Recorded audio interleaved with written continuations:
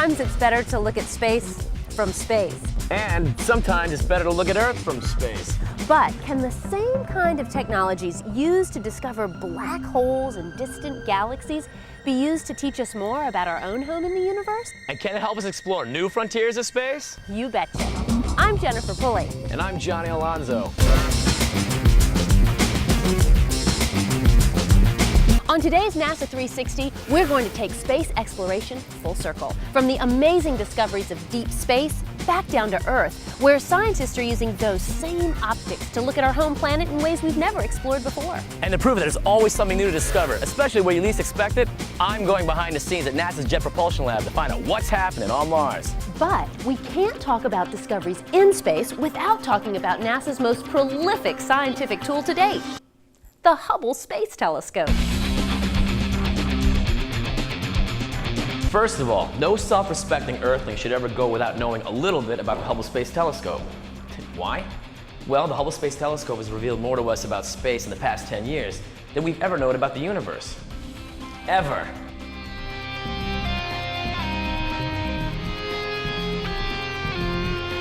And it's the direct solution to a problem these telescopes have faced since the earliest days of their invention: the atmosphere. See, observing space from space has revealed some pretty significant things. It allowed us to measure the age of the universe. It confirmed that every large galaxy has a massive black hole at its center, and it was key to the discovery of the role of dark energy, just to name a few. But what does that mean to us here on Earth? Well, the more we study the composition of the universe, the more it reveals how it and we came to be. Hey, you want to see how Hubble works? Check this out. This is the Hubble Space Telescope Operations Control Center. And this is Keith Walyas. Hi, Jennifer. How are you, Keith? Great, how are you today? Great. He's going to give us a behind-the-scenes look at the brain center of the Hubble Space Telescope. You want to take a look inside? Yes. Come on. Come on in. So, Keith, what's going on in here? Well, this is the Hubble Space Telescope Control Center. And from here, this is where we command the telescope. And by commanding the telescope, we're going to tell it where to point, which pictures to take, when to send the data back down to Earth. And the pictures that you see, they're not really pictures that we're taking on board. They're just computers taking pictures, but they're different kind of pictures. When we look at something, we look in visible light. But we don't just look in visible light. Hubble also takes pictures in near infrared, kind of like those night scopes that you see. We also take pictures in ultraviolet. We also have cameras which aren't exactly cameras, but they're more like spectrographs. It's like a prism. It breaks the data down into all the different beams, and then we study from there. So we actually have 5 cameras on board taking pictures, not just one, sending the data down. And the data is going to come down here to Earth. It's going to come through our control center, and then we're going to send it up to the Space Telescope Science Institute in Baltimore. And from there, they're going to disseminate the data and send it out, and people are going to look at it on the web, in the newspaper, all different places. So, Keith, who decides what Hubble should be looking at? Well, that's tough because it's a very popular telescope to use. In fact, so many people want to use it that only 1 in 7 actually get to use it at any given time. And it's peer-reviewed. You'll have a group of scientists, professors looking at the different proposals coming in, and they'll decide which ones get that very valuable time on Hubble. There's so much space out there and so little time, huh? Yeah, fortunately we have quite a few different cameras and optics on board. In fact, you want to go over to the clean room and see some of them? I would love to do that. Well, we're going to need to get you in a bunny suit first. Bunny? As in rabbit? If you like, but I was thinking more of a clean suit, and we just call them bunny suits, and you'll see why when you get into one.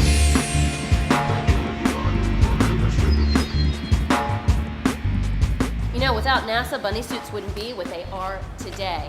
After a little research, NASA found out that the greatest source of contamination in clean rooms came from workers, and this is because microscopic body particles could actually find their way through the tiny windows in woven garments. Using that data, Tyvek was created. It's non-woven, and it filters 99% of all particulate matter. We're talking the small stuff, guys. Today, bunny suits are used in hospitals. They're used in the clean rooms of computer companies, as well as in situations where we need to be protected. Gloves are next, I think. Oh, I'm ready. I'm clean.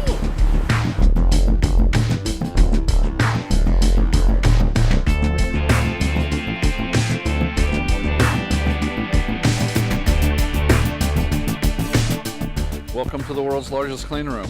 This is amazing, right? And the reason we have this exact mechanical replication of it, we need something that looks just like Hubble, functions just like Hubble, so everybody can see what it really looks like when they get up there to work on it. So Mike, Hubble has more than one instrument. Right, it has actually 5 instruments, 2 types of cameras.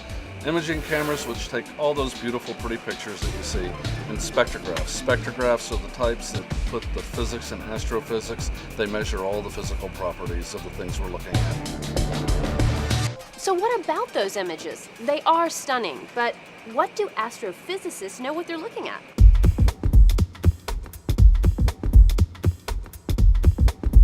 So what about all those amazing images from Hubble, like this one here? To me and my untrained eye, this looks like a falling star. Jennifer, that's a very good guess, except for the fact that it's not just a tiny little point of light. It's actually got a lot of extension and fuzz around it.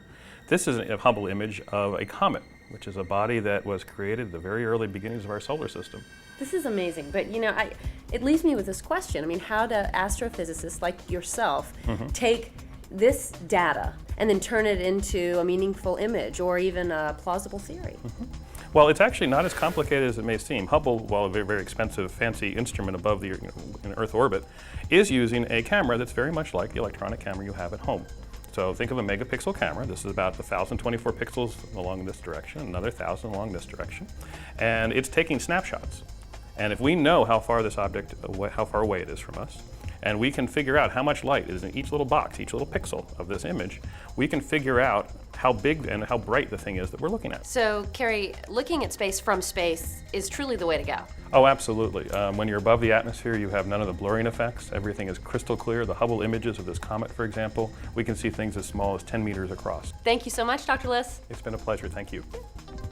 Well, as you can see, telescopes in space are finding the building blocks of life out there in the universe. But can they tell time? Can they predict tomorrow's forecast?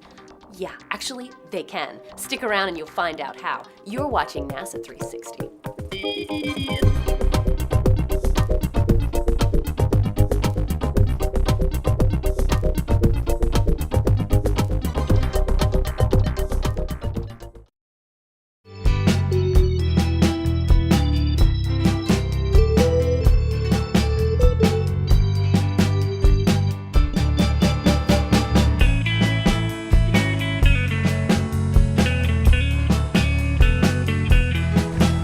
The beach has got to be one of my favorite places on the planet.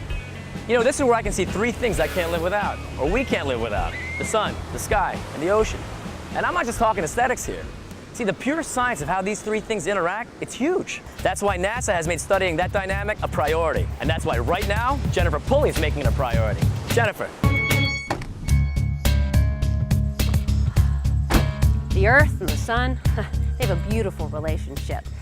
Okay, I know that there are several other planets out there that also place the Sun in the center of their existence, but Earth and Sun have something pretty special going on. In fact, the only thing that comes in between the two is the Earth's atmosphere. And actually, that's a good thing.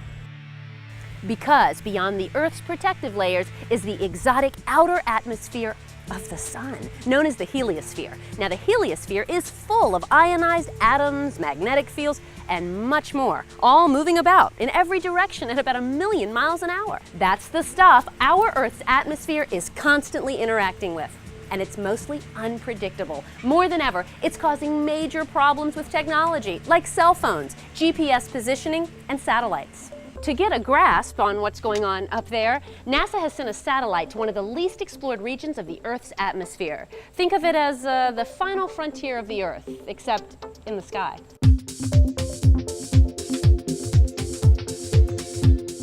So what exactly are scientists looking at? Thermosphere, ionosphere, mesosphere, energetics, and dynamics. Otherwise known as timed. Yes. Guys, this is Dr. El-Sayed Talat, and he's studying the final frontier of the Earth, which is the thermosphere, ionosphere, mesosphere. It's the final frontier of the Earth's atmosphere, right? Why study this region? Well, it's the interface and buffer region of the Earth's atmosphere. It's where the sun's energy is first deposited into the atmosphere, and it's where the atmosphere interacts with the near space environment. So scientists have known for years that the sun impacts the Earth, right? Okay, so what else is there to learn? What's changed? Well, we've never made a really good exploration of this part of the atmosphere. We've only had sporadic measurements over the years. And so TIMED is the first global exploration of this region of the atmosphere. And TIMED is providing scientists all around the world with the first basic understanding of the natural processes that affect this part of the atmosphere and human activities that may affect it as well. Okay, so we've learned about the TIM of timed. We're left with ED, energetics and dynamics. Explain that. Well, we're studying the energy transfer in and out of this region of the atmosphere and the dynamics that result from the energy being put into the part of this atmosphere. So the research you're doing today with timed will hopefully keep us one day from never having to say, can you hear me now? Can you hear me now? Hello, hello, right? All right. Thank you so much, Dr. you. Talat. Appreciate it.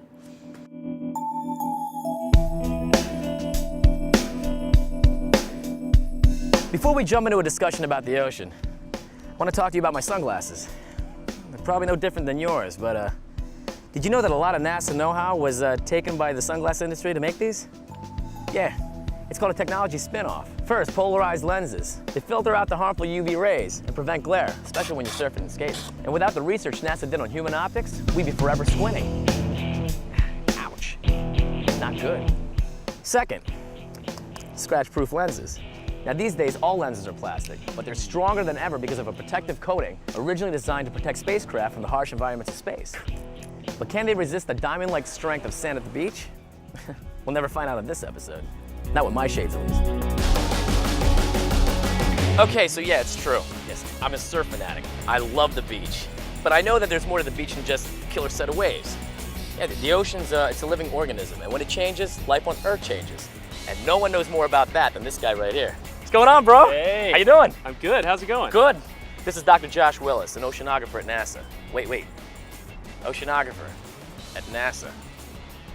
I didn't know that NASA studies the oceans. Yeah, that's right. NASA, of course, studies everything in the solar system, and it flies some really important satellites. And satellites are one of the best ways to look at the ocean. Really? It's really only from space that you can see the whole ocean all at once.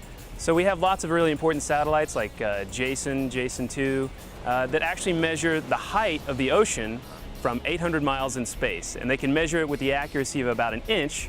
That's about the size of a quarter from 800 miles in space. So obviously this is one watery planet. Remember, 70% of the Earth is covered with ocean.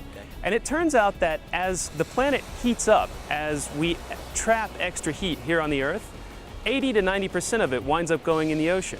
Now that heats up the water, and when the water heats up, it expands. It actually gets taller. So adding heat to the ocean makes the sea level rise because the ocean just takes up more room. So for instance, coral reefs, many coral reefs live in a very narrow range of temperatures, and if it goes outside that, the reef can die.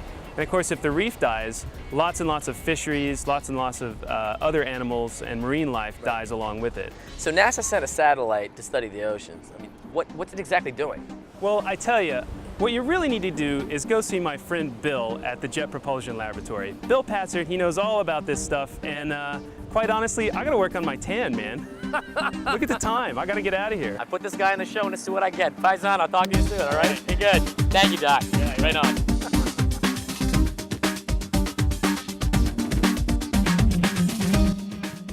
Hey, Dr. Patzer. Hey, Josh sent me. Hey, Johnny. Yeah, how you doing? Right on, dude. Listen, I heard you're a surfer.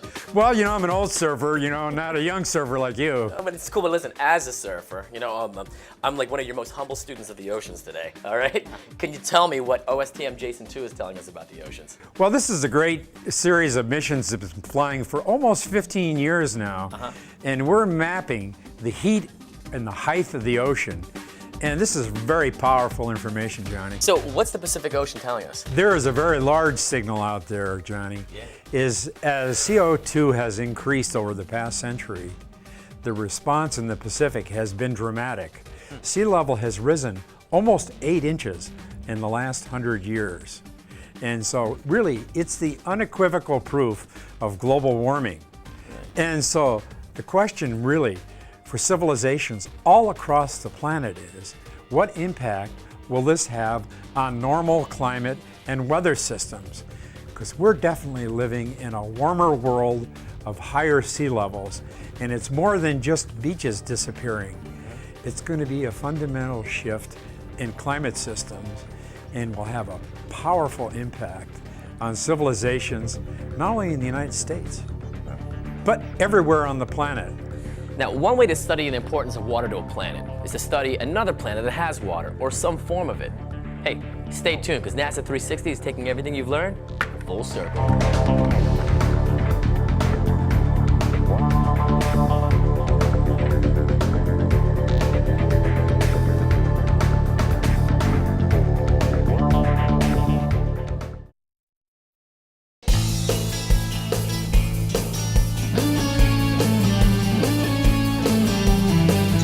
The more we learn about space, the more we learn about the origin and composition of space. And that helps us understand the origin and composition of the Earth. So how is all that knowledge being used together? Well, we need to look no further than one of our closest neighbors in the solar system, Mars.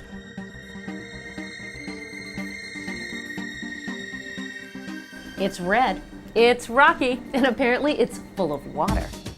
To understand how water could exist on a planet like Mars, scientists study the minerals that are left behind after it evaporates. It's kind of like doing investigative forensic work, but without being able to set foot on the scene of the crime. It requires some very special tools, not to mention a scientist with a very keen eye. And one of those is Dr. Deborah Buczkowski. Hi, Deborah. Hi, Jen. Okay, so let me make sure I have this straight. Your job is to analyze pictures of water that's evaporated. You know, to use your forensics analogy, it's like we're looking for the spectral fingerprint of minerals that might have formed in water. And we can then use that and look at these minerals to determine how long that water might have been there, where it might have come from.